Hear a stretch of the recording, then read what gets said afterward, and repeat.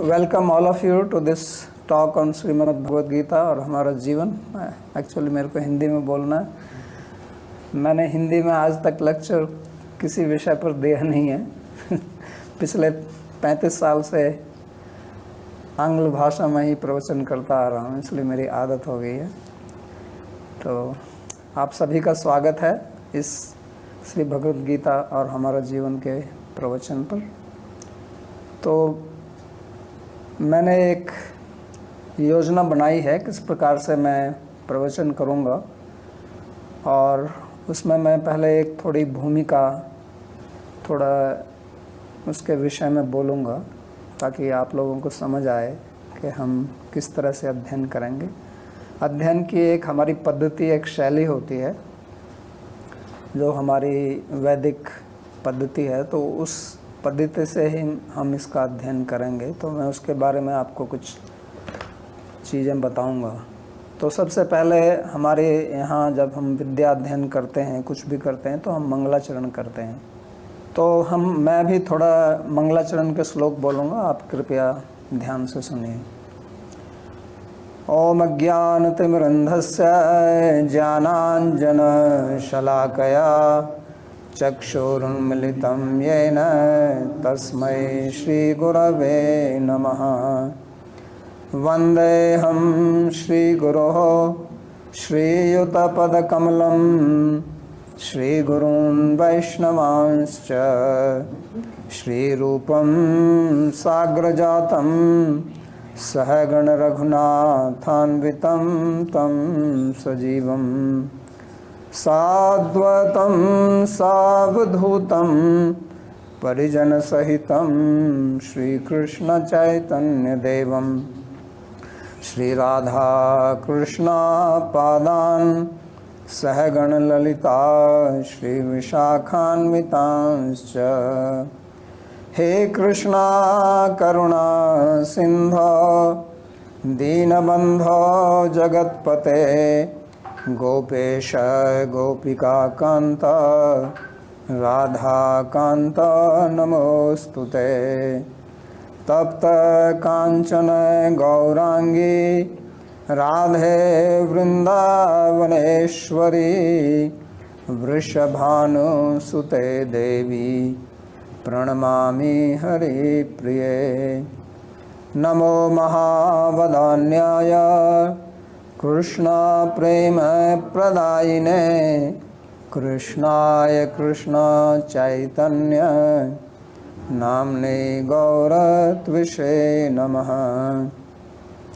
पंचतत्वात्मकं कृष्णं भक्तरूपस्वरूपकं भक्तावतारं भक्ताख्यं नमामि भक्तशक्तिकम्।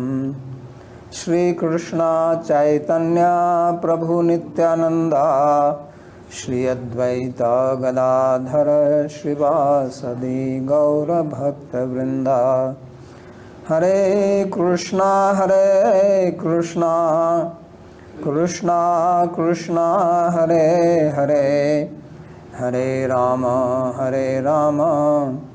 राम राम हरे हरे। जन्माद्यस्य यतोऽन्वयादितरतश्चार्थे सुभिज्ञस्वराट् तेने ब्रह्म हृदय आदिकवये मुह्यन्ति यत्सूरयः। तेजो वारिमृदां यथा विनिमयो यत्र त्रिसर्गो मृषा धाम्ना स्वेन सदा निरस्तकुहकं सत्यं परं धीमहि। नारायणं नमस्कृत्य नरं चैव नरोत्तमं देवीं सरस्वतीं व्यासं ततो जयमुदीरयेत्। स्वस्ति अस्तु विश्वस्य खलः प्रसीदतां ध्यायन्तु भूतानि शिवं मिथो धिया। मनश्च भद्रं भजतादधोक्षजे आवेश्यतां नो मतिरप्यहैतुकी।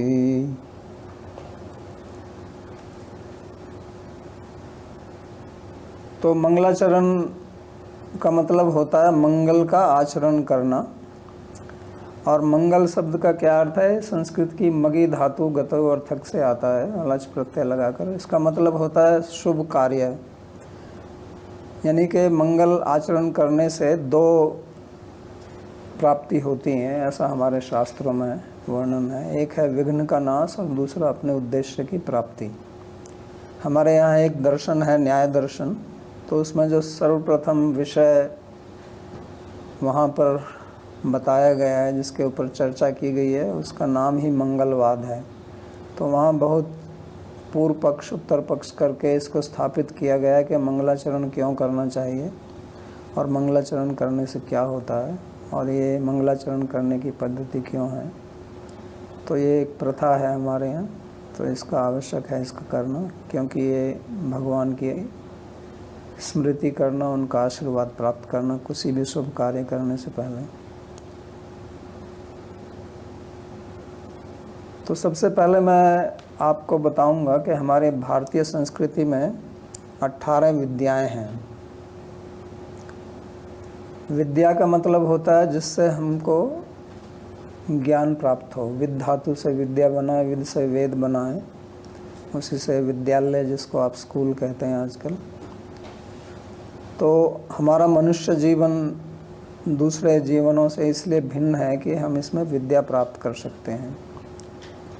और हमारी भारतीय संस्कृति इसलिए इतनी उज्जवल और उन्नत रही है क्योंकि यहाँ पर विद्या को बहुत ऊंचा स्थान दिया गया। ऐसा कोई विषय नहीं था जिसके विषय में हमारे यहाँ विद्या नहीं थी। तो वैसे तो बहुत विद्याएं हैं, लेकिन उनको मूल रूप से 18 विभाग किए गए हैं, जो यहाँ मैंने श्लोक लिखा हुआ है। अंगानि वेदाश्चत्वारो मीमांसा न्याय विस्तरः धर्मशास्त्रम पुराणम च विद्या ही एता चतुर्दशा आयुर्वेदो धनुर्वेदो गंधर्वश्चेति ते त्रयम् अर्थशास्त्रम चतुर्थम चु विद्या ही अष्टादशैव। तो 4 वेद, उनके 6 अंग हैं, और फिर मीमांसा है, न्याय है, धर्मशास्त्र हैं, पुराण हैं जो कि 18 हैं, फिर आयुर्वेद, धनुर्वेद, गंधर्ववेद और अर्थशास्त्र। ये 18 मुख्य विद्याएं हैं। ये 18 की संख्या हमारे यहाँ बहुत महत्वपूर्ण है। आप देखेंगे कि भगवत गीता में 18 अध्याय हैं, और ये जो युद्ध हुआ था कुरुक्षेत्र में वो भी 18 दिन चला था। महाभारत में 18 पर्व हैं, और यहाँ विद्याएं भी 18 हैं। तो 18 ये एक पूर्णता की संख्या है, क्योंकि संख्या 1 से 9 तक होती है, और 8 और 1 को अगर आप योग करें तो 9 आता है। तो 9 का मतलब होता है पूर्णता, यानी कि पूर्ण विद्याएं 18 हैं जिसमें मनुष्य की पूर्णता होती है। तो इनके ज़्यादा हम विचार इस पर नहीं करेंगे। तो भगवत गीता में जो 18 अध्याय हैं उसमें पूरी 18 विद्याओं का समावेश है, इसलिए मैंने इसका यहाँ पर निर्वचन किया, ताकि आप समझें कि ये भगवत गीता का इतना महत्व क्यों है। श्री भगवान के मुख से ये निकली है, स्वयं पद्मनाभाद मुखादय निश्रिता गीता सुगीता कर्तव्य किन्नय शास्त्र विस्तरय यह स्वयं पद्मनाभ मुखाद विनिश्रिता। तो गीता जो है उसको अध्ययन करना चाहिए। पूरे संसार में जितने भी धर्म हैं, बड़े बड़े मुख्य जो धर्म हैं, उनमें कोई भी ऐसा एक ग्रंथ नहीं है जो गीता के साथ तुलना कर सके। यहाँ हर पहलू पर विचार किया है, और हालांकि इसमें केवल 700 ही श्लोक हैं, लेकिन उन 700 श्लोकों में भगवान ने, जैसे कहते हैं कि गागर में सागर भर दिया है, और इस पर अनेक टीकाएं लिखी जा चुकी हैं। हजारों टीकाएं हैं, अभी भी लिखी जा रही हैं, भविष्य में भी लिखी जाती रहेंगी। क्योंकि भगवान अनंत हैं, उनका ज्ञान अनंत है, उनकी कथाएं अनंत हैं। जैसे कहते हैं कि हरि अनंता, हरि कथा अनंता। तो इसलिए उनके जो वचन हैं उनका अर्थ भी असीमित है। जैसे आप सागर में जाते हैं तो आप अपने पात्र के अनुसार उसमें से पानी ले सकते हैं। सागर में तो अथाह जल है, लेकिन आप अपने पात्र, अपने बर्तन के अनुसार, जिसके पास में छोटा बर्तन वो कम लेगा, जिसके पास में बड़ा है वो ज़्यादा लेगा।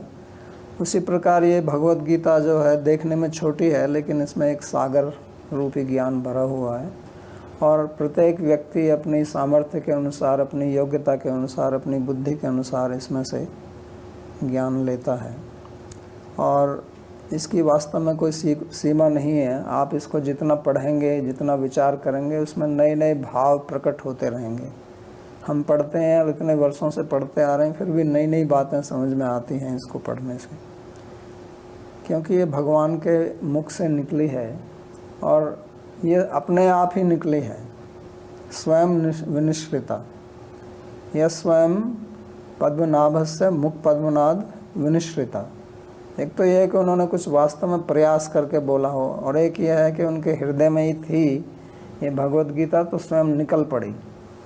जैसे आप कभी कभी आपके मन में कुछ विचार आता है और आप बोलना भी नहीं चाहते तो भी निकल जाता है आपके मुंह से, तो ऐसा कहा गया है कि स्वयं विनिश्रिता, अपने आप ही निकली भक्त को ज्ञान देने के लिए।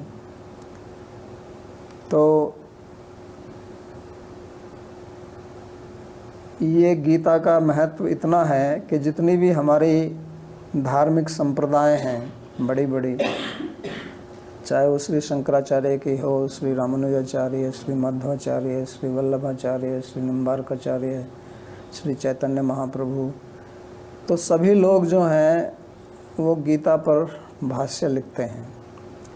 तो हमारे भारत देश में एक प्रथा रही है कि 3 विषयों पर भाष्य या व्याख्या लिखी जाती हैं, उनको प्रस्थान त्रयी कहते हैं। जितनी भी प्रामाणिक संप्रदाय हैं उन सब में आपको इन 3 विषयों के ग्रंथ मिलेंगे। प्रस्थान त्रयी का मतलब है कि भगवान को प्राप्त करने का, मोक्ष को प्राप्त करने का जो मार्ग है, जिसको आजकल हाईवे बोलते हैं, तो वो प्रस्थान का मतलब होता है हाईवे, यानी कि राजमार्ग है। संस्कृत में हाईवे को बोलते हैं राजमार्ग। तो ये आध्यात्मिक उद्देश्य की प्राप्ति करने के लिए 3 राजमार्ग हैं। वो हैं श्रुति, न्याय और स्मृति, यानी कि उपनिषद, ब्रह्मसूत्र और भगवत गीता।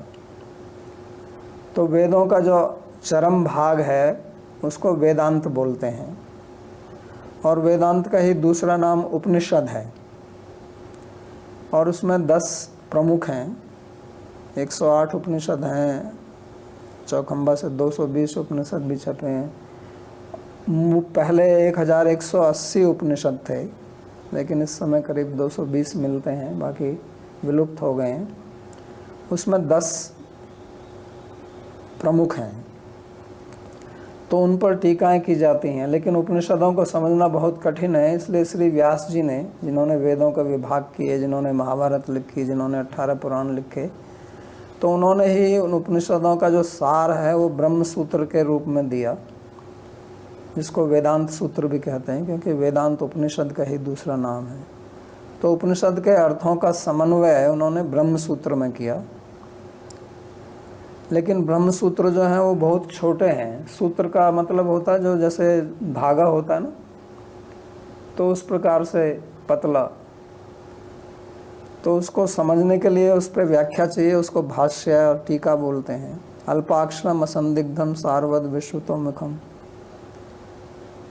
अस्तोभमन्वद्यम च सूत्रम सूत्र विदो विधि। सूत्र का पहला लक्षण है 6, उसमें से पहला लक्षण ही है अल्पाक्षरम के, इसमें बहुत कम शब्द होते हैं, तो वो आम आदमी की समझ में नहीं आते हैं। इसलिए हमारे जितने भी बड़े बड़े आचार्य हुए हैं उन सब ने उनके ऊपर व्याख्याएं लिखी, जिसको भाष्य बोलते हैं।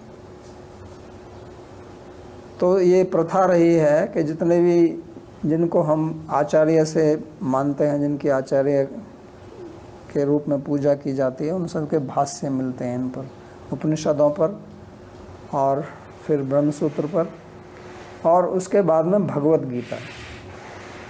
तो भगवत गीता वास्तव में तो उपनिषद नहीं है,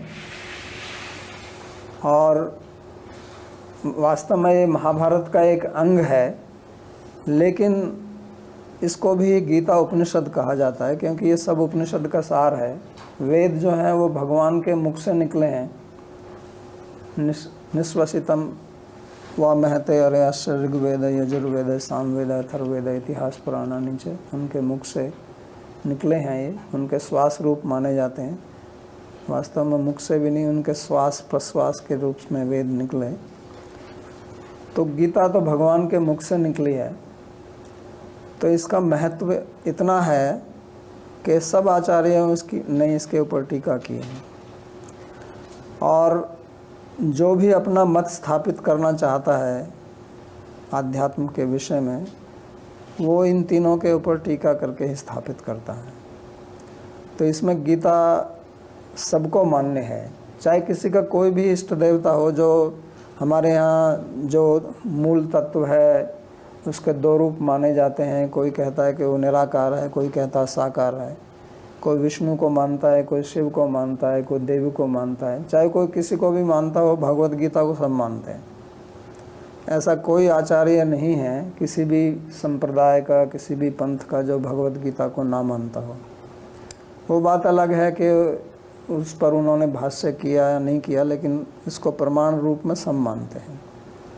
तो ये इस प्रकार से एक प्रकार से देखा जाए तो असंप्रदायिक ग्रंथ है। और भगवत गीता आज से 5250 वर्ष पहले बोली गई थी। तो उस समय बाकी जिनको हम धर्म कहते हैं, रिलीजन कहते हैं, चाहे वो क्रिश्चियनिटी है, चाहे इस्लाम है या बुद्धिज़्म है, ये सब थे ही नहीं। तो इससे ये भी हमको समझना चाहिए कि ये भगवत गीता जो है वो केवल हिंदुओं के लिए नहीं है। प्राय करके अब ऐसा माना जाता है कि ये हिंदुओं का ग्रंथ है। नहीं, ये हिंदुओं का ग्रंथ नहीं है। ये मनुष्यों के लिए भगवान ने दिया है, मनुष्य मात्र के लिए दिया है। इसमें जो शिक्षा उन्होंने दी है वो सबके लिए लाभकारी है, सबके लिए उपयोगी है। तो आजकल जैसे भारत में कुछ लोग विरोध करते हैं अगर इसको स्कूलों में पढ़ाया जाए कि नहीं ये तो हिंदुओं का ग्रंथ है, तो ये उनकी क्षुद्र बुद्धि को ही दर्शित करता है और कुछ नहीं है। क्योंकि उन लोगों ने इसमें पढ़ा नहीं है। इसमें ऐसा कुछ नहीं है जो उनके धर्म के विरुद्ध में जाता हो। वास्तव में जो किसी भी धर्म में कुछ भी अच्छा है वो आपको गीता में मिल जाएगा। लेकिन गीता में ऐसे ऐसे मोती और ऐसे ऐसे ज्ञान के जो गुण आपको मिलेंगे जो आपको कहीं पर नहीं मिलेंगे। तो इसलिए इसको हर एक व्यक्ति को पढ़ना चाहिए। इस विषय पर भी मैं और बोलूँगा कि क्यों गीता हमको पढ़नी चाहिए। तो ये वास्तव में स्मृति विभाग में आता है भगवत गीता। दूसरा ये है कि हमारे जितने भी ग्रंथ हैं वो एक पद्धति का अनुसरण करते हैं, जिसमें दो मुख्य चीज़ें हैं। ये शब्दावली इसको समझना ठीक है क्योंकि मैं इनका प्रयोग करूँगा। एक होता है पूर्व पक्ष और एक होता है उत्तर पक्ष। जैसे आजकल सदन है, यानी कि जो पार्लियामेंट है, तो उसमें दो विभाग रहते हैं, एक रूलिंग पार्टी, एक अपोजिट पार्टी। तो एक लेफ्ट एक राइट। तो इसी प्रकार हमारे शास्त्र में किया जाता है कि यहाँ पे ऐसा नहीं है कि केवल कह दिया आपको कि ये करो। नहीं, वहाँ आप प्रश्न पूछ सकते हैं कि ऐसा क्यों नहीं है। आप देखेंगे कि भगवत गीता में भी अर्जुन जो है वो बार बार प्रश्न करता है भगवान से। यहाँ तक कि भगवान ने कहा कि मैंने ये उपदेश पहले सूर्य को दिया था, तो उन्होंने कहा सूर्य को कैसे दे दिया आपने। सीधा एकदम बोलते हैं, आपका जन्म तो हमारे पास साथ ही हुआ है बराबर की। अर्जुन और भगवान कृष्ण की उम्र बराबर की ही थी, तो आपने सूर्य को उपदेश कब दे दिया। तो ऐसा नहीं है कि ये कह रहे हैं तो मैं चुपचाप सुन लूँ। वो बार बार तर्क करते हैं, पूछते हैं कि ऐसा क्यों है, ऐसा क्यों नहीं है। तो हमारे यहाँ ज्ञान जो केवल थोपा नहीं जाता है, आपको पूरा प्रश्न करने का अधिकार है, अपनी शंका निवारण करने का अधिकार है। भगवान तो यहाँ भी कहते हैं कि जिनका संशय निवारण नहीं होता है वो अध्यात्म में तरक्की नहीं कर सकते। अज्ञस्य अश्रद्धानस्य संशयात्मा विनश्यति। तो हमें संशयों का निवारण करना चाहिए ताकि हम अपने मार्ग पर बिना किसी हिचक के आगे चल सकें। अगर मन में संशय रहेगा तो फिर हम अपनी पूरी शक्ति उसमें नहीं लगाएंगे। आपके सामने भोजन आए और आपको ये संशय हो जाए कि इसमें जहर मिला हुआ है, तो आप खाएंगे क्या उसको? नहीं, क्योंकि आपके मन में चिंता रहेगी कि इसको खाने से मेरे को क्या होगा, मेरे को नुकसान हो सकता है, मैं मर सकता हूँ, बीमार पड़ सकता हूँ। तो इसलिए पहले संशय का निवारण करना जरूरी है। तो इसलिए हमारे शास्त्रों में पूर्व पक्ष किया जाता है। इसका नाम होता है पूर्व पक्ष, यानी कि जो व्यक्ति आपसे सहमत नहीं है वो उस पर कुछ प्रश्न उठाएगा, तो आपको उसका उत्तर देके फिर उसको संतुष्ट करना होगा और उसको उसके मन में बैठाना होगा कि ये जो मैं बोल रहा हूँ यही वास्तविकता है और आप जो बोल रहे हैं इसमें कुछ त्रुटियाँ हैं। तो उसको बोलते हैं उत्तर पक्ष। जो अंतिम निर्णय होता है उसको सिद्धांत भी बोलते हैं, कंक्लूजन, फाइनल प्रिंसिपल। तो ये शैली से शास्त्र हमारे पढ़ाए जाते हैं, इसी शैली से टीकाएं भी लिखी जाती हैं। जो लोग इनकी व्याख्या करते हैं वो स्वयं इसके ऊपर पूर्व पक्ष उठाएंगे, जो ग्रंथ में नहीं होंगे, गीता में नहीं होंगे, लेकिन जो पढ़ता है उसके मन में आएंगे। तो वो टीका करने वाले जो व्याख्याकार हैं, जो कमेंट्री लिखते हैं, वो इसके ऊपर प्रश्न उठाकर फिर जवाब देते हैं। तो इसका भी हम बीच बीच में विचार करेंगे। फिर ये एक स्लाइड बीच में गायब हो गई क्या? अनुबंध चतुष्टय। तो जो भी ग्रंथ लिखा जाता है, जैसे आजकल जो पुस्तक लिखते हैं, तो पुस्तक लिखने के बाद में फिर वो उसके ऊपर एक इंट्रोडक्शन लिखते हैं। तो इंट्रोडक्शन का मतलब होता है कि उस पुस्तक के बारे में बताना कि इसमें क्या है। तो उसी को हमारे यहाँ संस्कृत में भूमिका बोलते हैं। ये शब्द आपने सुना होगा, भूमिका, या कभी कभी प्राक कथन, प्रीफेस को प्राक कथन कहते हैं, इंट्रोडक्शन को भूमिका। तो भूमिका का क्या मतलब होता है? भूमिका भूमि शब्द से आई है। तो जैसे आप देखें पुराने ज़माने में जो मकान बनाते थे और अभी भी, तो वो थोड़े ऊंचे बनाते थे। या जितने भी मंदिर हैं, जैसे आजकल बाढ़ आई हुई है यहाँ वृंदावन में भी, तो आप मंदिरों में जाएंगे तो मंदिरों के जहाँ ठाकुर जी हैं वो काफ़ी ऊंचे स्थान पर हैं। तो वहाँ पुजारी को जाने के लिए सीधा तो कूद कर नहीं जा सकता है, कुछ सीढ़ी होती हैं चढ़ने के लिए।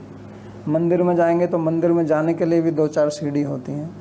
तो इन सीढ़ियों को भूमिका कहते हैं, यानी कि आपको ऊंची जगह पर पहुंचने के लिए बीच में कुछ और एक सहायता के लिए कुछ भूमि चाहिए, उसी का नाम भूमिका होता है। तो भूमिका का मतलब होता है कि इस पुस्तक में प्रवेश करने से पहले आपको कुछ चीज़ें बताई जाएं। तो उसमें 4 चीज़ें जो हैं वो मुख्य रहती हैं। पहला है अधिकारी, दूसरा विषय, तीसरा प्रयोजन और चौथा संबंध। अधिकारी का मतलब होता है कि ये पुस्तक वास्तव में किसके लिए है, क्योंकि हर एक पुस्तक तो हर एक व्यक्ति के लिए नहीं होती है। जैसे आजकल आप स्कूल, विद्यालय, कॉलेज, यूनिवर्सिटी में जाएं तो अनेक प्रकार के पुस्तकें हैं, अनेक विषयों पर हैं, तो वो सबके लिए थोड़े ही हैं। अगर आपको मेडिकल साइंस पढ़नी है तो उसकी अलग पुस्तक होंगी, वो आपके लिए हैं। अगर आपको इंजीनियरिंग पढ़नी है तो उनकी अलग पुस्तक हैं, वो उनके लिए हैं। तो इसलिए हमारे यहाँ प्रथा थी कि कोई भी कुछ भी ग्रंथ लिखता था तो पहले जो मंगलाचरण करता था उसमें इन 4 चीज़ों का वो विषय का वर्णन करता था, लिखता था कि इसमें ये किसके लिए मैं लिख रहा हूँ, इसमें विषय क्या है और इसको पढ़ने से क्या प्रयोजन सिद्ध होगा और इसका संबंध क्या है। तो यहाँ भी हमको ये समझना होगा कि पहले तो हमें समझना कि भगवत गीता किसके लिए है, इसका अधिकारी कौन है। तो जिन लोगों को इसका अधिकार ही नहीं है, जो इसमें विश्वास नहीं करते, उनको इसे पढ़ना ही नहीं चाहिए। तो आजकल एक बहुत बड़ा वर्ग है हमारे भारत में ही जो हमारे धर्म ग्रंथों पर लांछन लगाता है, उनमें त्रुटियां खोजता है। अनेक ग्रंथ, मेरे यहाँ बहुत बड़ा पुस्तकालय है तो मेरे पास ऐसे भी ग्रंथ हैं जो गीता के ऊपर अनेक टीका टिप्पणी आक्षेप करते किए हैं उन्होंने। तो वास्तव में उनको गीता तो समझ आई नहीं है, उनका अधिकार ही नहीं है। जैसे आप किसी प्राइमरी स्कूल के बच्चे को हायर सेकेंडरी वाली पुस्तक दे दो तो क्या उसकी समझ में आएगी? वो उसकी समझ में नहीं आएगी।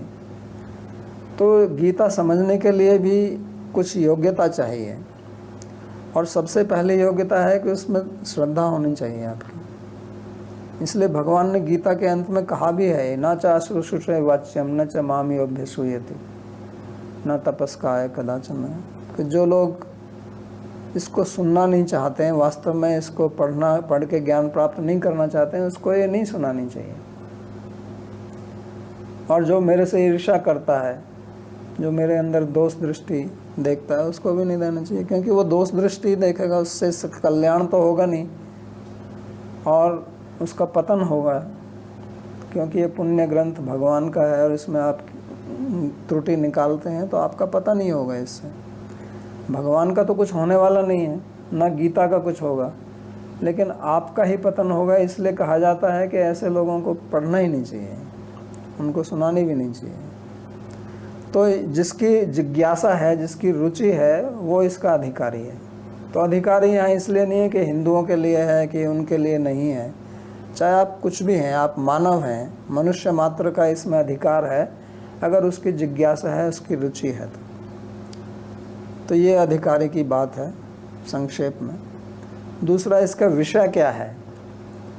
तो इसमें प्राय करके विषय तो बहुत हैं, लेकिन हम उनको 5 वर्ग में कह सकते हैं।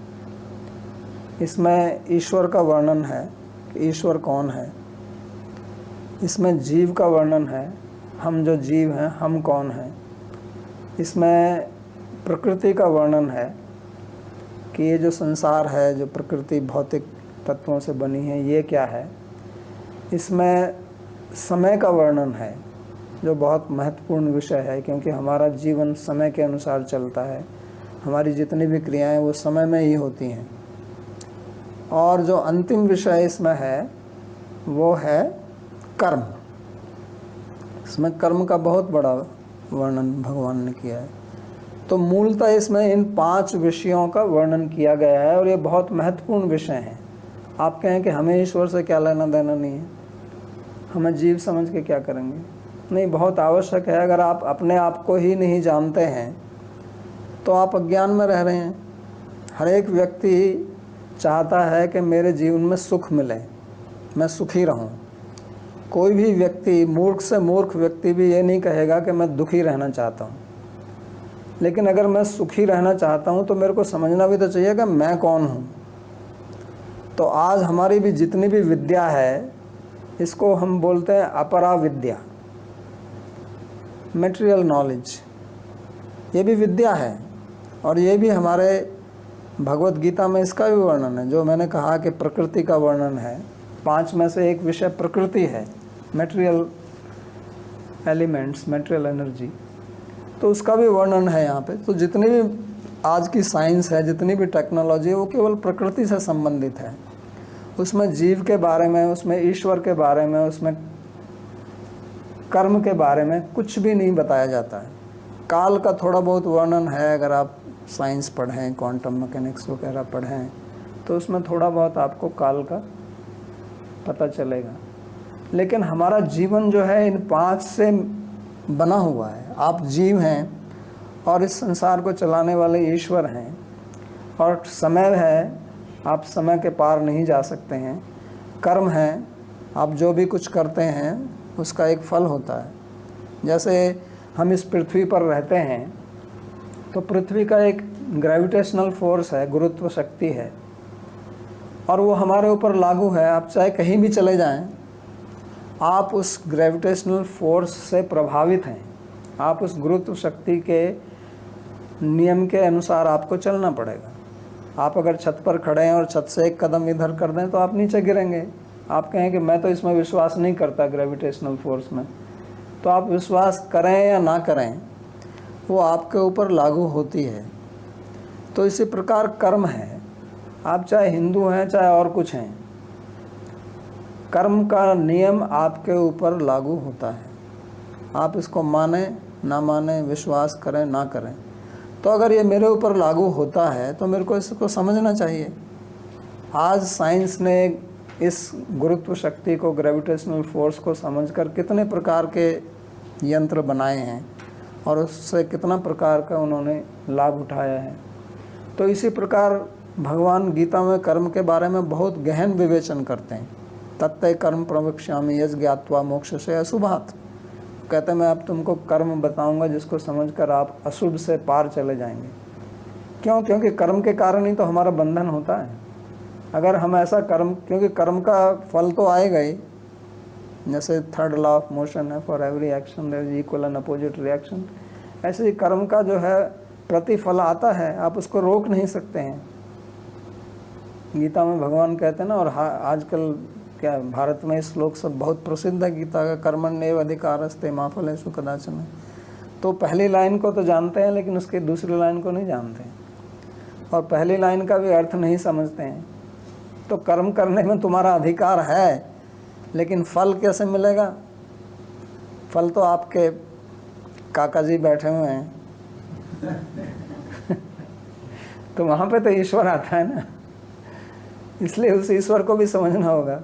नहीं तो ऐसा क्यों है कि हम इतने कर्म करते हैं और हमको सफलता नहीं मिलती? हर एक कर्म में सफलता नहीं मिलती है। बहुत प्रयास करते रहो फिर भी सफलता नहीं मिलती। क्यों नहीं है? अगर मेरे नियंत्रण में ही फल होता तो हर एक व्यक्ति सफल हो जाता, लेकिन ऐसा तो होता नहीं है। हम कभी सफल होते हैं, कभी नहीं होते हैं। तो इससे ये सिद्ध होता है कि मेरे ऊपर भी कुछ और नियम है। चाहे भगवान को ना माने, नियम को तो मानेंगे, कर्म के सिद्धांत को तो मानेंगे।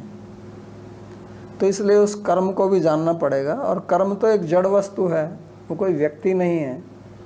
नियम को चलाने के लिए एक नियंता होता है। जैसे आप सड़क पर जाएं, राजमार्ग पर जाएं, वहाँ यातायात के नियम हैं। तो यातायात के नियम तो किसी ने बनाए हैं, अपने आप तो नहीं आ गए, वो आसमान से टपक कर तो नहीं आए हैं ना। तो इसी प्रकार कर्म का सिद्धांत जो है वो कहीं आसमान से थोड़े गिरा है, उसको भी किसी ने बनाया है, और बनाने वाला उसको नियंत्रण में रखता है। जैसे यातायात के नियम है, उसके पीछे यातायात पुलिस रहती है। आप नियम तोड़ेंगे तो आपको पकड़ेंगे, वो फाइन होगा आपके ऊपर, जुर्माना करेंगे। तो इसलिए इसको समझना जरूरी है। इसलिए गीता पढ़ना प्रत्येक व्यक्ति को आवश्यक है। क्यों आवश्यक है? उससे कोई भगवान का लाभ होने वाला नहीं है, मेरा कोई लाभ नहीं होने वाला है। मैं तो लाभ ले रहा हूँ गीता का। आपका लाभ होगा, क्योंकि आप जो प्राप्त करना चाहते हैं उसमें उस मार्ग को यहाँ बताया गया है कि आप कैसे सुखी रह सकते हैं। भगवान ने कहा यही संस्पर्श जब होगा दुख होने एवते आद्यंतवंत कौनते न ते सुरमते बुध।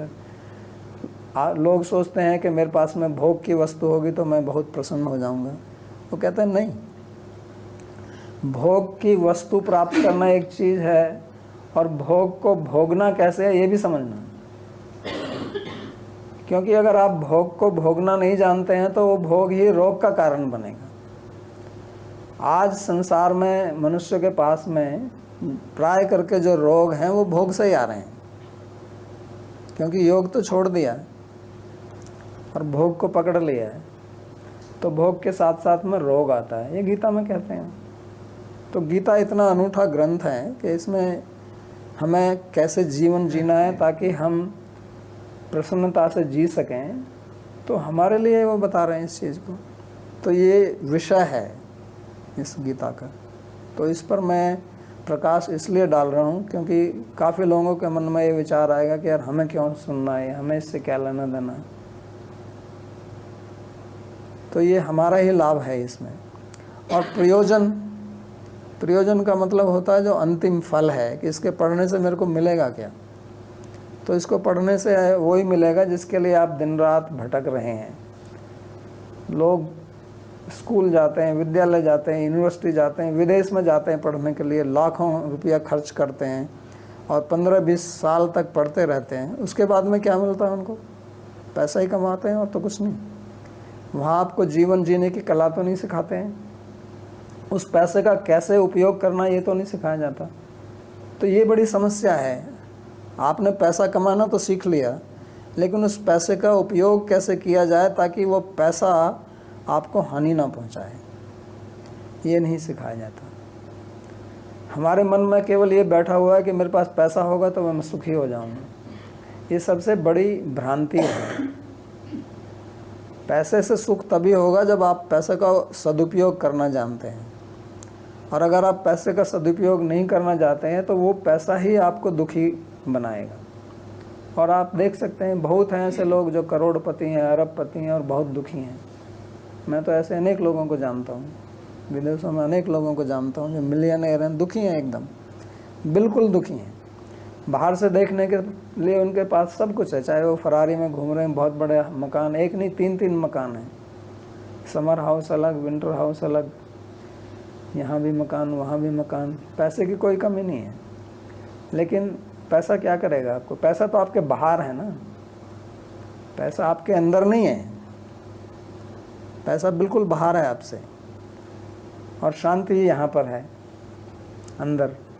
तो पैसा तो आप अंदर शांति पहुँचा नहीं सकता आपके, पैसे को आप लेके अंदर नहीं ठूंस सकते अपने अंदर, वो संभव नहीं है। तो शांति का पथ जो है वो यहाँ दिया हुआ, ज्ञात्वा माम शांति मृच्छति, मेरे को जान के वो शांति को प्राप्त करेगा।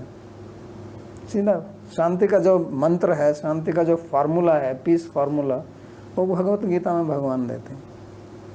तभी तो अर्जुन जो है उस युद्ध क्षेत्र में भी इसको सुनकर शांत हो गया, पहले कितना दुखी था वो। तो ये प्रयोजन है।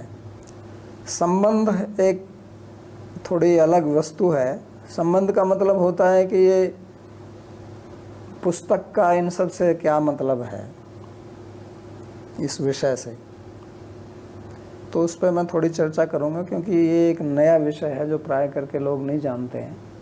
जैसे मैंने कहा कि मैं थोड़ी भूमिका बांधूंगा, क्योंकि मैं इन विषयों पर बीच बीच में बोलता रहूंगा, तो उसको समझना आवश्यक है। तो ये जानना पड़ेगा कि एक शब्द होता है, जैसे मैं बोल रहा हूँ, और एक अर्थ होता है। तो प्राय करके लोग अर्थ किसको कहते हैं ये समझते नहीं हैं, वर्ड एंड इट्स मीनिंग। तो वो अर्थ या मीनिंग का मतलब सोच लेते हैं कि जैसे डिक्शनरी खोले उसमें से अर्थ ढूंढ लिया, तो वो अर्थ नहीं होता है। इसको ज़रा ध्यान से समझिए कृपया करके, ये बहुत ज़रूरी है इसको समझना। लोग ये सोचते हैं कि शब्द का जो अर्थ होता है, वर्ड मीनिंग, वो मतलब वो एक दूसरा शब्द, वो तो एक दूसरा शब्द है। जैसे जल कहो और किसी को जल शब्द नहीं पता था, इसको पानी को, तो पानी तो दूसरा शब्द हो गया। सो शब्द का अर्थ शब्द नहीं होता है, अर्थ उसको कहते हैं जिसको वो शब्द बताना चाहता है आपको। जैसे मैं कहूँ जल, तो जल तो एक शब्द है जो मैं अपने मुख से उच्चारण कर रहा हूँ, और उसका अर्थ है जिसको हम पीते हैं, जो सामने पात्र में रखा हुआ है, जो नदी से मिलता है, जो ज़मीन से आता है, जो टैप से निकलता है, जो बिस्लेरी की बोतल से आता है, वो है अर्थ। और जो हम अपने मुख से बोलते हैं वो है शब्द। तो शब्द और अर्थ का एक संबंध होता है। अगर मैं कहूँ आम, आजकल आम की ऋतु है, तो आम तो एक शब्द है। जब आप उस आम शब्द को सुनते हैं तो आपके मन में क्या एक और शब्द आता है? नहीं, आपके मन में एक किसी वस्तु की एक चित्र आता है, इमेज आती है। एक फल जिसको आपने खाया है उसकी स्मृति आती है, उसका स्वाद आपके मन में आता है, आपके मुंह में पानी भी आ सकता है को याद करके। तो वो जो आपके मन में जो आ रहा है इस समय, वो उस अर्थ की स्मृति है। वो भी अर्थ नहीं है, क्योंकि आपको उस शब्द का अर्थ का ज्ञान है, इसलिए उसकी एक इमेज, उसकी एक पिक्चर आपके दिमाग में बनती है। तो वो उस ज्ञान के कारण है। तो इसलिए हर एक जो शब्द है उसका अर्थ होता है। तो जब हम कहते हैं आम, तो आम तो एक शब्द है जिसको आप आ, बड़ा आ, माँ करके लिख सकते हैं, वो है उसका साउंड। और जो वस्तु जिसको आप खाते हैं, जिसको आप देख सकते हैं, जिसको आप स्पर्श कर सकते हैं, शब्द को तो आप स्पर्श नहीं कर सकते, शब्द को तो आप खा नहीं सकते हैं, शब्द को तो आप केवल सुन सकते हैं। जिसको आप खा सकते हैं, जिसको आप स्पर्श कर सकते हैं, वो है उस आम शब्द का अर्थ। तो ये दोनों अलग अलग चीज़ें हैं, लेकिन इन दोनों का संबंध है, और उस संबंध को कहते हैं ज्ञान। तो ज्ञान क्या है? शब्द के साथ अर्थ का जो संबंध है उसको ज्ञान कहते हैं। तो इसको बोलते हैं त्रिपुटी। शब्द, अर्थ और ज्ञान तीनों साथ चलते हैं। अगर आपको ज्ञान नहीं होगा, जब हम कहते हैं कि मेरे को इसका ज्ञान नहीं है, तो आप उसका शब्द सुन सकते हैं, लेकिन आपकी समझ नहीं आएगा कि इसका अर्थ क्या है। अर्थ का मतलब यहाँ अर्थ वो नहीं है, यानी कि ये किस चीज़ के लिए कह रहा है। अगर आपने कभी आम खाया नहीं, आम देखा नहीं, आम शब्द सुना नहीं, कोई कहता है यार आम एक फल होता है, तो आप नहीं समझेंगे आम है क्या। तो ज्ञान का मतलब होता है शब्द के साथ में अर्थ का संबंध। तो जैसे बच्चा पैदा होता है, जब वो थोड़ा बड़ा होता है तो माँ बाप उसको सिखाते हैं ना कि ये नाक है, तो नाक वो शब्द को सुनता है यहाँ से और उसको दिखाते हैं कि ये है। तो वो क्या कर रहा है? वो शब्द के साथ में अर्थ का संबंध जोड़ रहा है। वो कहेंगे ये हाथ है, तो हाथ शब्द सुनता है वो, और इसको देखकर इसके साथ में उसका संबंध जोड़ता है। तो ज्ञान प्राप्त करने का मतलब होता है शब्द के साथ में अर्थ का संबंध जोड़ना। लेकिन यही वास्तविक ज्ञान नहीं है। ज्ञान के दो पहलू हैं, एक है शाब्दिक ज्ञान और एक है अनुभवात्मक ज्ञान। तो एक तो आपको शब्द से ज्ञान हुआ कि आम एक फल होता है, इस तरह का होता है, और एक दूसरा उसका आपने अनुभव किया, उसको खाया, उसको चखा, उसको देखा, उसको स्पर्श किया, वो है अनुभवात्मक ज्ञान। तो हमारे अनेक ज्ञान ऐसे हैं जो केवल हमने शब्द से सुने हैं। हम किसी दूसरे देश में गए नहीं हैं, वहाँ के बारे में हमने पढ़ा है, सुना है, पिक्चर भी देख सकते हैं, तो वो केवल शाब्दिक ज्ञान है। अनुभव होगा जब अगर आप वहाँ जाएं, या कोई ऐसे फल है या कोई ऐसा वस्तु है खाने की जो आपने खाई नहीं है, लेकिन उसके बारे में सुना हुआ आपको। तो ज्ञान जो है इसलिए दो प्रकार का होता है, एक उस वस्तु का अनुभव करना, वो अनुभवात्मक, तो वो वास्तविक ज्ञान होता है जब उसको आपका अनुभव हो जाए, और उससे पहले शाब्दिक ज्ञान होता है। तो शाब्दिक ज्ञान पहली स्थिति है, पहला कदम है, और उसका अनुभव दूसरा है। तो हमको अनुभव तक जाना है। तो इसलिए ऐसा कहा जाता है कि पहले आप शाब्दिक ज्ञान प्राप्त करें। तो जैसे गीता ही है, तो पहले इसका हमको शाब्दिक ज्ञान प्राप्त करना है कि वास्तव में क्या कह रही है, और फिर उसका अनुभव करना है। तो अनुभव करने के लिए फिर आपको कुछ विधि अपनानी पड़ती है, तो वो भी विषय में आती है। जो मैंने 4 चीज़ें बताई, संबंध और विषय, प्रयोजन, अधिकारी, तो विषय में वो भी आती है कि इसको किस प्रकार से मैं इसका अनुभव कैसे कर सकता हूँ। तो शब्द ब्रह्म परम ब्रह्म उभौ में शाश्वती तनु। तो भगवान कहते हैं कि मेरे 2 प्रकार के शरीर हैं, एक शाब्दिक शरीर है और एक वास्तविक शरीर है। तो एक गीता भी भगवान का एक शाब्दिक शरीर है, शब्द रूप में भगवान हमारे पास उपस्थित हैं, और इस शब्द से ही हम उन तक पहुंच सकते हैं। ये शब्द में एक शक्ति होती है। शब्द एक बड़ी विचित्र वस्तु है। जब आप शब्द सुनते हैं तो ये अंदर आपके कुछ हलचल होती है। अगर उसका अर्थ ना भी जाने, कई बार आप कोई गाना सुनते हैं, उसके शब्द का आपको अर्थ नहीं मालूम, फिर भी अच्छा लगता है आपको, तो कहेंगे यार अर्थ तो समझता नहीं इसमें क्या है, कैसे आप इसको जो है अच्छा मान रहे हैं, बुरा मान रहे हैं। कई बार आप कुछ शब्द सुनते हैं और शब्द आपको कान में ठीक नहीं लगते, आपको प्रतिकूल नहीं पड़ते, तो ये शब्द का केवल अपना प्रभाव है, और उसका अर्थ जानने से फिर उसका प्रभाव और ज़्यादा महत्वपूर्ण हो जाता है। तो शब्द की अपनी एक शक्ति है, और उसी के अनुसार ये जो मंत्र हमारे यहाँ जो कीर्तन जप इत्यादि किया जाता है वो शब्द की शक्ति के अनुसार। तो शब्द ब्रह्मणि निष्णात परम ब्रह्म अधिगच्छति। शब्द ब्रह्म, इसको शब्द ब्रह्म भी कहते हैं। शब्द ब्रह्म माने भगवान का शाब्दिक रूप। तो इसमें अगर आप निष्णात हो जाते हैं, इसमें आप कुशल हो जाते हैं, इसको अच्छी तरह से समझ सकते हैं, तो फिर उससे आप पर ब्रह्म तक पहुँचते हैं। शब्द ब्रह्मणि निष्णात पर ब्रह्म अधिगच्छति। तो इसलिए इसको समझना आवश्यक है, क्योंकि वो जो परम ब्रह्म है वही सच्चिदानंद विग्रह है, जिसको हर एक व्यक्ति चाहता है। हम क्या चाहते हैं? हम 3 चीज़ चाहते हैं अपने जीवन में, सत चित आनंद। सत का मतलब होता है कि मैं मरूँ ना कभी भी। कोई भी मरना नहीं चाहता है, जितना मर्जी बीमार हो जाए, वेंटिलेटर पर चढ़ा दो फिर भी जीवित रहना चाहता है। नहीं, मतलब सांस नहीं ले सकता व्यक्ति, वेंटिलेटर से उसको सांस दिलाया जा रहा है, तो भी मरना तो नहीं चाह रहा ना। क्यों नहीं चाहते हैं? क्योंकि सत का मतलब सत्ता, to exist, to live, not die. ये हर एक व्यक्ति की, इसके लिए आपको कोई स्कूल में ट्रेनिंग की आवश्यकता नहीं है, प्रशिक्षण नहीं चाहिए कि भाई आपको मरना नहीं चाहिए। कहीं ट्रेनिंग मिलती है ऐसे? स्वतः ही। और चित्त का मतलब ज्ञान।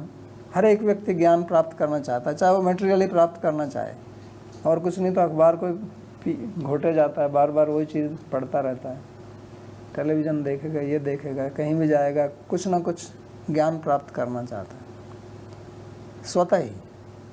और एक आनंद, हर एक व्यक्ति आनंद चाहता है। तो ये 3 चीज़ ही तो चाहते हैं हम अपने जीवन में।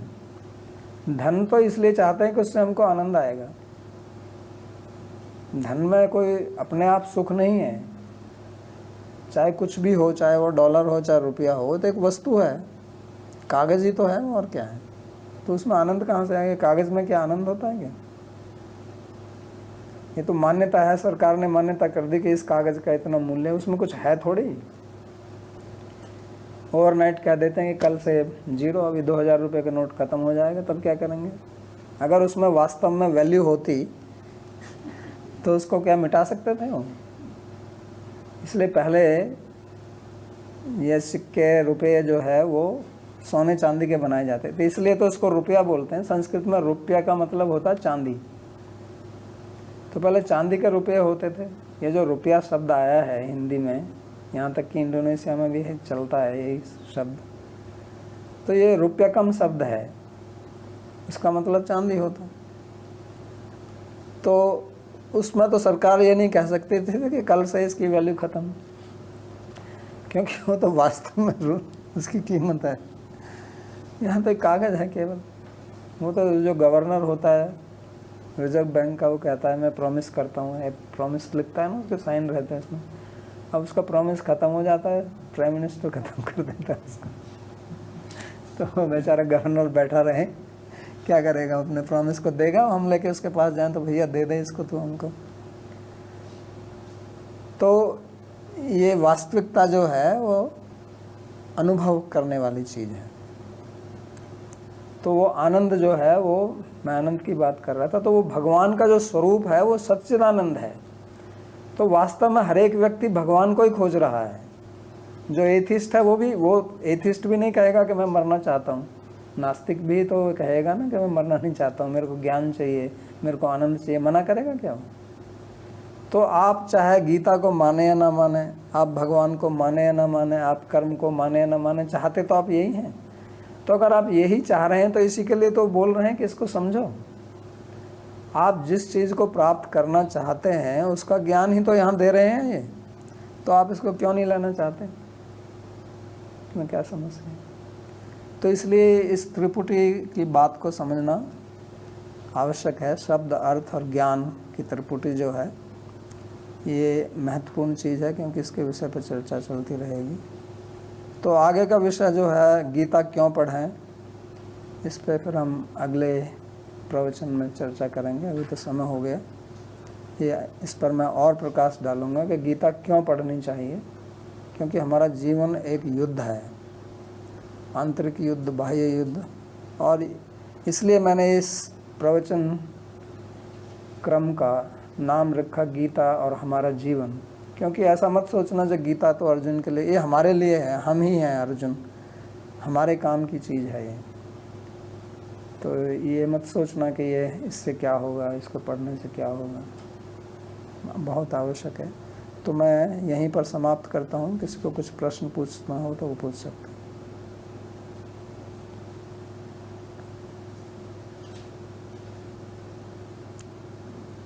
Any question?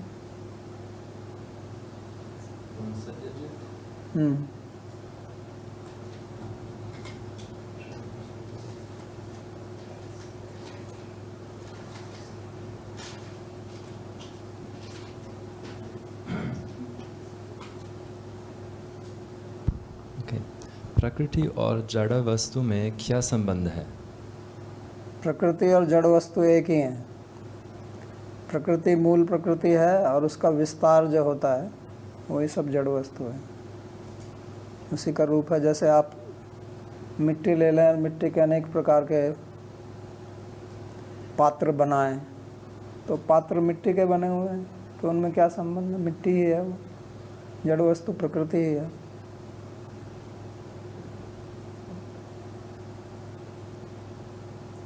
What is your recommendation for senior citizens to lead a better life? What is your recommendation for senior citizens to lead a better life? तो वही तो ये विषय, उसी के लिए तो भगवत गीता पढ़नी है हमको। ये तो मैं पूरा बोला कि आपको बेटर लाइफ, अच्छा जीवन कैसे जीना है, इसका विषय ही है ये हमारा जीवन। हम अपना जीवन किस प्रकार से अच्छा बना सकते हैं, उसके लिए गीता पढ़िए। मेरी रिकमेंडेशन नहीं है, तो भगवान की रिकमेंडेशन है। मेरी रिकमेंडेशन तो गलत हो सकती है, लेकिन भगवान तो गलत नहीं हो सकते, अनुभव है उनका, वो हर चीज़ को जानते हैं, सर्वज्ञ हैं। What is the right attitude to study Bhagavad Gita? Right attitude number 1, मैंने जैसे कहा कि पहले तो आपकी जिज्ञासा होनी चाहिए इस विषय में। जैसे भूख, जिसको जिज्ञासा का मतलब होता है जानने की इच्छा, ज्ञातुम इच्छा जिज्ञासा, तो उसका सीधा उदाहरण है भूख। भूख को संस्कृत में बोलते हैं बुभुक्षा, और बुभुक्षा से ही भूख बन गया हिंदी में। बुभुक्षा का मतलब होता है खाने की इच्छा, भक्ष धातु से बनता है बुभुक्षा। तो उसी प्रकार जिज्ञासा माने ज्ञान पिपासा, यानी कि ज्ञान की प्यास, ज्ञान की भूख। तो आपके अंदर वो भूख होनी चाहिए, पहली बात। दूसरी बात श्रद्धा, वो बहुत ही आवश्यक है, क्योंकि अगर श्रद्धा नहीं है तो आप उस विषय को फिर ग्रहण नहीं करेंगे। तो ये 2 आवश्यक हैं।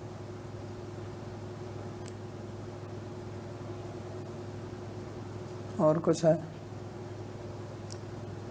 ठीक है। Sat Chit Anand is Swarup of Bhagavan. So when we are searching for Sat Chit Anand, then does that mean we want to become Bhagavan or we want to see Bhagavan? We want to have experience. Just like when you want to taste, आप जैसे समझिए कि आप आम खाना चाहते हैं, ठीक है, तो आप आम का स्वाद लेना चाहते हैं कि स्वाद बनना चाहते हैं? कोई तो ये नहीं कहेगा कि मैं आम का स्वाद बनना चाहता हूँ, ये कहेंगे ना कि मैं आम का स्वाद लेना चाहता हूँ। तो इसलिए आप भगवान का अनुभव करना चाहते हैं, भगवान नहीं बनना चाहते, सच्चिदानंद का एक्सपीरियंस करना, और बन भी नहीं सकते हैं, ये सही है।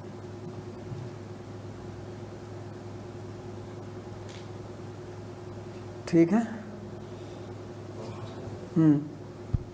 पूछे कोई चिंता नहीं। कुछ Money cannot give happiness truly, but it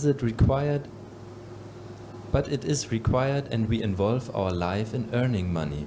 So how can we reconcile this in our daily life? तो मैंने पहले ही कहा था ये कि मैंने ये नहीं कहा कि आपको पैसे की आवश्यकता नहीं है या पैसा आपको नहीं कमाना चाहिए। मैंने कहा था कि पैसे का उपयोग करना कैसे है वो सीखना चाहिए। जैसे एक खाना है, सीधा मैं सिंपल उदाहरण देता हूँ। आप भोजन करते हैं तो भोजन करने से आपका शरीर पुष्ट होता है, शरीर का पोषण होता है, शरीर में शक्ति आती है और अच्छा भोजन होगा तो उसमें आपको आनंद भी आता है। लेकिन उसी भोजन का अगर आप दुरुपयोग करें तो वही आपके रोग का कारण भी बनता है। मैंने कहा ना कि भोग से ही रोग आता है। तो आप अत्यधिक खा लें या गलत वस्तु खा लें या गलत समय पे खा लें या गलत चीज़ के साथ मिला के खा लें, दूध के साथ में आप नींबू पानी पी लें, ऐसे अनेक मिक्सचर हैं, कॉम्बिनेशन हैं जो ठीक नहीं है स्वास्थ्य। तो वही भोजन आपके रोग का कारण बन जाएगा। जो शरीर को पोषण करने वाला था वही रोग का। तो भोजन रोग निवारण भी करता है। जितने भी घरेलू दवाइयाँ हैं जिनको होम रेमेडीज़ बोलते हैं तो वो सब भोजन वाली हैं, चाहे वो अदरक हो, चाहे लौंग हो, चाहे कुछ और वस्तु हो। तो वही रोग निवारण भी कर सकती है, वही शरीर का पोषण भी कर सकती है, वही रोग भी दे सकती है। तो उसी प्रकार धन है। वास्तव में किसी चीज़ में बुराई और अच्छाई कुछ नहीं होती है, हमारे ऊपर है। एक चाकू है, चाकू बुरा है या अच्छा है, उसके उपयोग के ऊपर आप कैसे उपयोग करते हैं। जहर का भी उपयोग है, विष जो है जो हमको मार सकता है उसका भी उपयोग है, उसका भी दवाई में उपयोग होता है। तो पैसा कोई गलत नहीं है और पैसा कोई अच्छा नहीं है। वास्तविकता गलत और अच्छाई हमारे अंदर है, हम उसका कैसे उपयोग या दुरुपयोग करते हैं, वही समस्या का कारण है।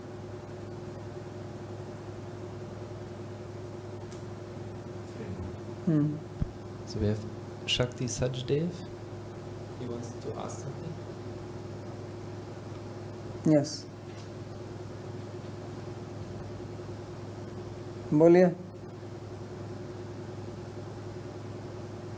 शक्ति जी। आपको मेरी आवाज आ रही है? गुरुजी प्रणाम। प्रणाम। आपका जो प्रवचन है मेरा सर, उसमें एक क्वेश्चन ये है कि इस संसार में हम आए हैं, हम अपने जो कर्म करते हैं उसका हमें फल मिलता है। तो कोई इंसान इस जिंदगी में आया और मैं अपनी नजर में देखता हूं कि उसके कर्म भी अच्छे हैं, सोच भी अच्छी है, खूब जिंदगी में उसने सेवा पानी किया, उसके बाद में भी वो पूरी जिंदगी में मेरे को ऐसा लगता है कि वो कष्ट में क्यों रहता है। उसका क्या कारण है कि उसने इस जिंदगी में क्यों उसको तकलीफ मिल रही है, जबकि उसकी सोच विचार सब चीज बहुत अच्छी है, ऐसा क्यों होता है? तो मूल कारण कष्ट का होता है अज्ञानता, और कोई कारण नहीं है। ये जितनी भी चीज़ें आपने बताई ना कि उनकी सोच अच्छी है, ये है, ठीक है, वो वास्तव में उनको अज्ञान है। और अज्ञान किस चीज़ का है? क्योंकि हर एक आदमी तो कोई नहीं कह सकता कि मैं ज्ञानी हूँ। हर एक आदमी को कुछ ना कुछ तो ज्ञान होता ही है। कोई भी पूर्ण रूप से अज्ञानी नहीं है, पूर्ण रूप से ज्ञानी नहीं है। हर एक आदमी के पास में कुछ ज्ञान है, कुछ अज्ञान है। तो मैं जब कहता हूँ अज्ञान के कारण, तो वो मैंने जो 5 विषय बताए, ईश्वर क्या है, कर्म क्या है, जीव क्या है, काल क्या है, प्रकृति क्या है, इसका जब तक अज्ञान रहेगा तब तक आप अच्छे हो बुरे हो, आप समस्याओं से जूझते रहेंगे। क्यों जूझते रहेंगे? वो इसी प्रकार है कि आपको हम एक कार में बैठा दें और कार चल रही है, लेकिन आपको कुछ भी ज्ञान नहीं है कि कार को कैसे कंट्रोल किया जाए, इसका स्टीयरिंग कहाँ है, इसका एक्सीलरेटर कहाँ है, ब्रेक कहाँ है, ये आप नहीं जानते। अब वो कार कहीं भी जाएगी, कभी एक्सीडेंट करेगी, कुछ करेगी। आप भले आदमी हो सकते हैं, कार तो कार है ना, वो तो अपने हिसाब से चलेगी। तो इसी प्रकार से इन वस्तुओं का ज्ञान जब तक नहीं होगा तब तक आप अमीर हों, गरीब हों, अच्छे हों, बुरे हों, कुछ ना कुछ समस्या आएगी तो आपको पता नहीं चलेगा कि मेरे को क्या करना है इससे। तो मूल कारण अज्ञान ही है, और उस अज्ञान को दूर करने के लिए ही भगवत गीता है। इसलिए मैंने पहले ही कहा 18 विद्याएँ हैं, और 18 विद्याओं का समावेश इस छोटी सी भगवत गीता में है।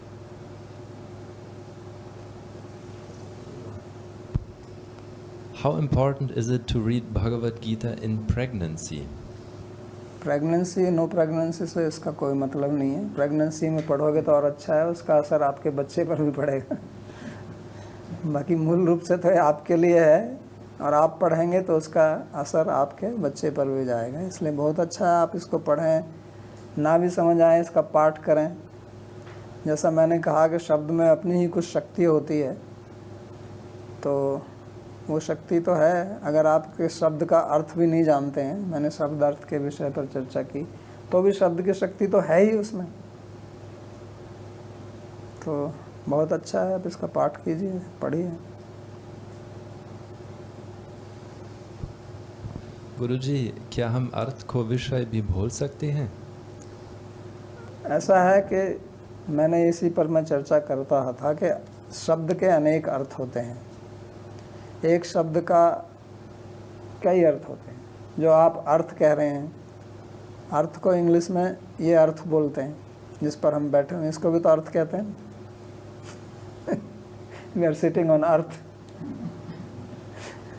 तो अर्थ का मतलब पैसा भी होता है, अर्थ का मतलब उद्देश्य भी होता है, अर्थ का मतलब जो आप प्राप्त करना चाहते हैं, अर्थते प्रार्थते इति अर्थ, वो कुछ भी हो सकता है, तो विषय भी हो सकता है। तो कॉन्टेक्स्ट के अनुसार उसका अर्थ लगाया जाता है, हो सकता है।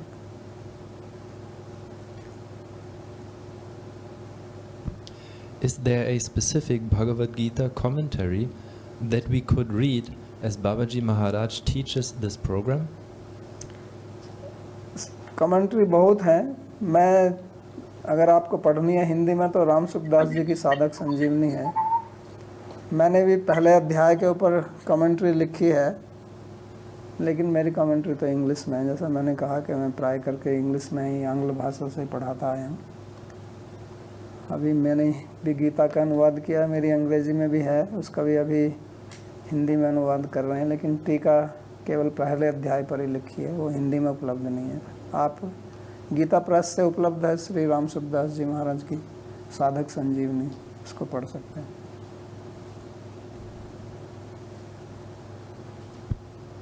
Then there are two questions related to money. So what is the proper utilization of money? And generally, we can't get to know till what limit we should earn money, because the mind always wants more. So how to decide till what point to earn? तो पहले आपको अपने जीवन का उद्देश्य निर्णय करना पड़ेगा, क्योंकि जब तक आपका जीवन का एक उद्देश्य नहीं होगा तब तक ये पैसा आप जितना मर्जी कमा लो वो कम ही लगेगा। चाहे आप बिल गेट हों, चाहे वो कौन है एल्टन मस्क हों या और कोई हों, उनके पास भी पैसा पूर्ण नहीं है, वो भी सोचते हैं मेरे को और चाहिए। आप लोग सोचते हैं कि मैं उनकी तरह बन जाऊं तो मैं खुशी रहूँगा, वो भी ऐसे ही है। यह एक बहुत बड़ा जाल है माया का।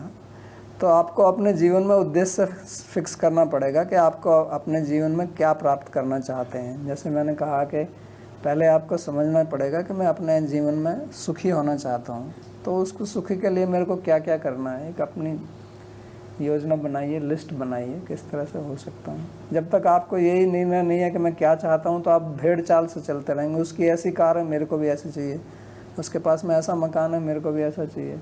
फिर जब को वैसा मिल जाएगा तो तब किसी दूसरे का देखेंगे, तो ऐसे ही होता रहेगा। उसके ऐसे बाल हैं, मेरे को वैसे बाल चाहिए। बाल तो आपके उड़ गए हैं, तो फिर आप उसको ट्रांसप्लांट कराइए, तो ये चलता ही रहेगा फिर। तो अपने उद्देश्य में फिक्स रह जाएंगे तो उसी से आपको आनंद आएगा। वास्तव में आनंद आता है भगवान की भक्ति में, अगर आप ठीक तरह से समझें तो। मैं ज़्यादा अभी इस पर नहीं जाना चाहता कि ये सब भगवत गीता में ही आएंगे ये सब प्रश्न।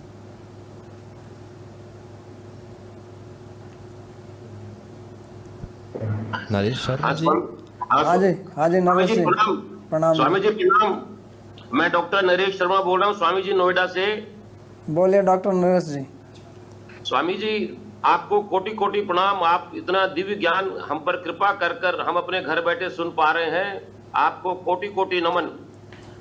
स्वामी जी नमन आपको भी। स्वामी जी आपने कहा सत्य चित्त आनंद। हाँ जी। तो सत्य का मतलब तो स्वामी जी ट्रूथ बताते हैं। आपने कहा इसका मतलब है एग्जिस्टेंस, कि जैसे आपने उदाहरण दिया वेंटिलेटर पर कि हर व्यक्ति जीना चाहता है। हाँ जी। तो सत्य का मतलब जीना है। तो एक दो अलग शब्द हैं, एक है सत्य और एक है सत्य जी।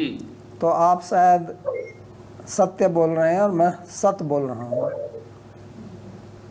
तो सत्य का मतलब होता है जी एग्जिस्टेंस, अंग्रेजी में जिसको सत्ता, होना। ये अस धातु से आता है, अस भूवि। उसका मतलब होना है, उसका मतलब होता है होना, जिसको जैसे हिंदी में आप हैं बोलते हैं ना, हर चीज़ के बाद में हैं लगा देते हैं। जी। ये पुस्तक है का मतलब कि इसकी सत्ता है, इसकी जी। ये है यहाँ पर, ये मतलब कोई खाली और इमेजिनरी नहीं है। तो इस तरह प्रकार से हम रहना चाहते हैं। तो ईश्वर स्वामी जी सत्य चित्त आनंद है। हाँ जी। तो एक तो वो ईश्वर है और ईश्वर आनंद है, और चित्त स्वामी जी ज्ञान। अच्छा, तो ईश्वर ज्ञान है, आनंद है और वो है एटर्नल है। जी स्वामी जी। हाँ जी। जी स्वामी जी, बहुत बहुत प्रणाम। अपनी कृपा और आशीर्वाद बनाए रखना। धन्यवाद सुनने के लिए, और दूसरों को भी सुनाइए, क्योंकि इससे जी। आपका कल्याण होगा, दूसरों को सुनाने से भी आपका कल्याण होगा। जी स्वामी जी, मैंने Then two questions regarding Bhagavad Gita and children. So one is, how can I make my child interested in Bhagavad Gita? And the other question is, my kid is 3 years old. At what age should we start Bhagavad Gita teaching to our kids? Also, how does it help them in their school life? तो पहले जो है आप उनको कहानी सुनाइए, क्योंकि भगवत गीता महाभारत का अंग है, तो बच्चे कहानी सुनना चाहते हैं। तो उनको आप भगवत गीता संबंधित जो है महाभारत की कहानियाँ सुनाइए। महाभारत में इतनी सारी कहानियाँ हैं, इस विषय पे भी हम अगले सत्र में चर्चा करेंगे। तो क्योंकि भगवत गीता वास्तव में कोई स्वतंत्र ग्रंथ नहीं है, ये तो भगवत गीता के महाभारत के 18 अध्याय हैं, भीष्म पर्व से लिए गए हैं। तो बच्चों को पहले आप कहानी सुनाइए और कहानी का अर्थ समझाइए। उसके लिए आपको थोड़ी मेहनत करनी पड़ेगी, ताकि आपको पहले समझना होगा, क्योंकि अगर मैं ही नहीं जानता हूँ तो मैं फिर उनको क्या सिखाऊंगा। तो पहले आपको स्वयं थोड़ा ज्ञान प्राप्त करना पड़ेगा, फिर थोड़ा उनको कहानी के रूप से सिखाइए कि देखो ऐसा हुआ, ऐसा होता है जीवन में। तो हितोपदेश है मेरी एक छोटी सी पुस्तक, उसमें इसी प्रकार की कहानियाँ हैं बच्चों के लिए विशेष तौर से, जिसमें यही हिरन, कौवा, कछुआ और गीदड़, इन सब की कहानियाँ हैं, लेकिन उनमें सबके पीछे बहुत अच्छा एक शिक्षा है। तो ऐसी कहानियाँ महाभारत में भी हैं, सब महाभारत से लेके बनाए। तो बच्चों को कहानी पसंद आती है, कहानी सुनाइए। हरे कृष्णा गुरु जी, श्री भगवद गीता से भगवत प्राप्ति का उद्देश्य कैसे पूर्ण कर सकते हैं? तो उसके लिए क्लास अटेंड किया है, समय लगेगा थोड़ा समझने के लिए। जय Shri Gauri Gopal ji. My name is Ritesh. I am from Jiva Public School from class 7. I want to ask you a question that how many times is necessary for reading Bhagavad Gita? Your voice is not clear. Sir, how many times is necessary for reading Bhagavad Gita? How many times? Babaji, he is asking how much time is required for one to read through Bhagavad Gita. He is from class 7th of the Jiva Public School. How much time? There are 700 slokas, so if you read one sloka every day and understand, it will take 700 days. Okay? Okay, sir. Thank you. Okay, so we'll stop here. Thank you. धन्यवाद आप सभी का।